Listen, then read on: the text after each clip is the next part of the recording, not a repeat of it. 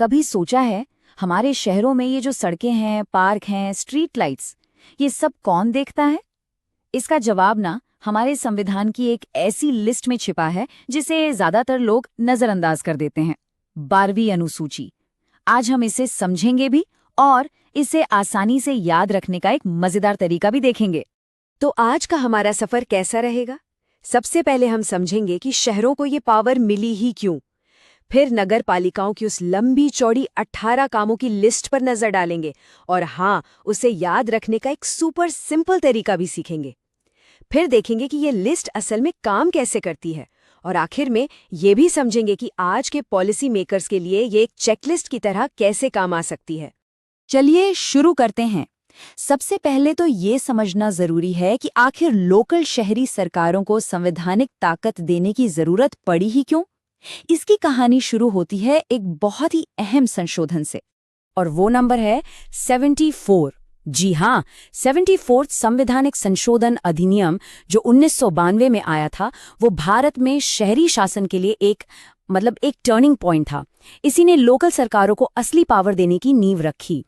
तो इस अमेंडमेंट का मकसद क्या था? सीधी सी बात है, पावर को ऊपर से यानी केंद्र और राज्यों से लेकर नीचे लोकल शहरी सरकारों तक पहुंचाना, ताकि वो सही मायनों में खुद के फैसले ले सकें, एक तरह से सेल्फ गवर्नमेंट की तरह काम कर सकें। मतलब शासन को लोगों के और करीब लाने की एक कोशिश। अच्छा, जब हम शहरी शासन की बात करते हैं ना, तो एक शब्द बार बार आता है, शहरी स्थानीय निकाय या ULBs। अब इसमें क्या क्या आता है? इसमें बड़े शहरों के लिए होते हैं नगर निगम, छोटे शहरों के लिए नगर परिषद, और वो इलाके जो अभी अभी गांव से शहर बन रहे हैं उनके लिए नगर पंचायतें। अब आते हैं मुद्दे की बात पर, वो 18 काम जिनकी जिम्मेदारी हर एक शहरी लोकल बॉडी की है। हाँ, मानता हूं कि ये लिस्ट थोड़ी लंबी लग सकती है, पर चिंता मत कीजिए, इसका भी हमारे पास एक तोड़ है। तो ये रही वो पूरी लिस्ट, अर्बन प्लानिंग से लेकर गरीबी हटाने तक और पानी की सप्लाई से लेकर स्ट्रीट लाइटिंग तक। ये सारी जिम्मेदारियां ही हमारे शहरों के पूरे सिस्टम की रीढ़ हैं। लेकिन हाँ, मानना पड़ेगा, किसी भी एग्जाम के लिए या सिर्फ जानने के लिए भी इन सबको एक साथ याद रखना थोड़ा मुश्किल हो सकता है। तो ठीक है, अब इस मुश्किल को आसान बनाते हैं। इस लंबी लिस्ट को याद रखने का हल क्या है? बहुत सिंपल है। हम इन 18 कामों को ना 4 आसान सी कैटेगरीज में बांट देंगे। फिर देखिएगा ये कैसे चुटकियों में याद हो जाएंगे। तो ये रहा हमारा मेमोरी हैक। बस ये 4 बातें याद रखिए। पहला, प्लानिंग और बिल्डिंग। दूसरा, यूटिलिटीज यानी जरूरी सेवाएं और पर्यावरण। तीसरा, सोशल वेलफेयर यानी समाज कल्याण। और चौथा, पब्लिक लाइफ और सुविधाएं। चलिए अब एक एक करके इन सबको देखते हैं। तो पहली कैटेगरी है शहर का पूरा ब्लूप्रिंट, उसकी नींव। इसमें क्या आता है? शहर की प्लानिंग करना, जमीन का इस्तेमाल कैसे होगा ये तय करना, बिल्डिंग्स कैसे बनेंगी ये देखना, इकोनॉमिक डेवलपमेंट की प्लानिंग, और हाँ, सड़कें और पुल बनाना। सोचिए जैसे एक शहर का पूरा ढांचा तैयार किया जा रहा हो। दूसरी कैटेगरी है उन चीजों के बारे में जो शहर को चलाती हैं और हमें स्वस्थ रखती हैं। मतलब घर घर तक पानी की सप्लाई, साफ सफाई और कूड़ा कचरा मैनेजमेंट, आग लगने पर फायर सर्विस, और हमारे आसपास के पेड़ पौधे, हमारा पर्यावरण, यहाँ तक कि जानवरों की देखभाल भी इसी में आती है। हमारी तीसरी कैटेगरी है सोशल जस्टिस के बारे में। इसका पूरा फोकस शहर के उन लोगों पर है जिन्हें सबसे ज्यादा मदद की जरूरत है। मतलब समाज के कमजोर वर्गों के हितों की देखभाल करना, स्लम एरिया को बेहतर बनाना और शहरों में गरीबी कम करने के लिए प्रोग्राम चलाना।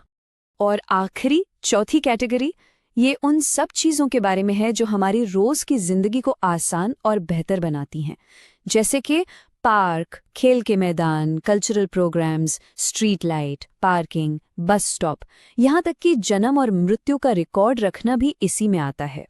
चलिए अब देखते हैं कि ये जो लिस्ट हमने अभी देखी, ये सिर्फ कागज़ पर नहीं है, ये हमारी रोज़मर्रा की ज़िंदगी का हिस्सा कैसे बनती है। ये बात 100% सच है।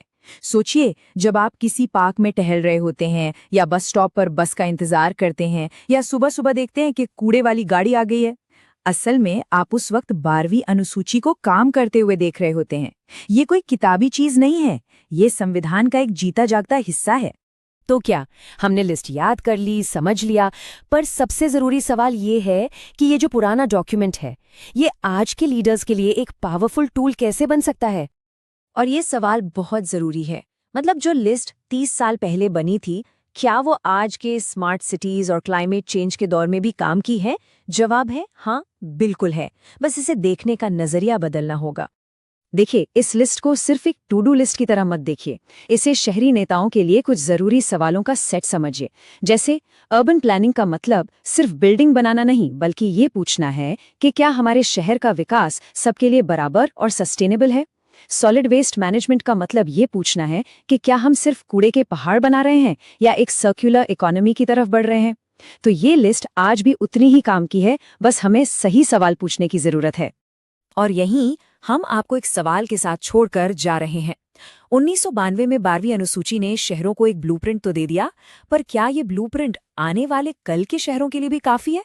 जैसे जैसे हमारे शहर बदल रहे हैं, शायद इस ब्लूप्रिंट को भी बदलने की जरूरत है। आने वाले शहरों को किन नई जिम्मेदारियों की जरूरत पड़ेगी? ये एक ऐसा सवाल है जिस पर हम सबको सोचने की जरूरत है।